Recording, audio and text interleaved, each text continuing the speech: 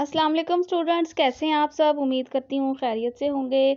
आज हम पढ़ेंगे उर्दू की कहानी लालची कुत्ता। किसी जंगल में एक कुत्ता रहता था। वो हर रोज़ खुराक की तलाश में शहर जाया करता था। एक रोज़ शहर गया, उसने वहाँ कसाब की एक दुकान देखी।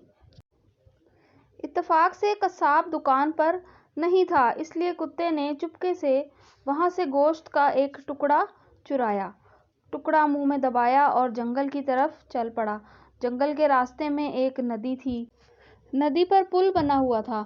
जब वो पुल पर से गुजर रहा था तो उसने नदी के साफ शफाफ पानी में अपना अक्स देखा। उसने ख्याल किया कि नदी में एक और कुत्ता है जिसके मुंह में गोश्त का टुकड़ा है।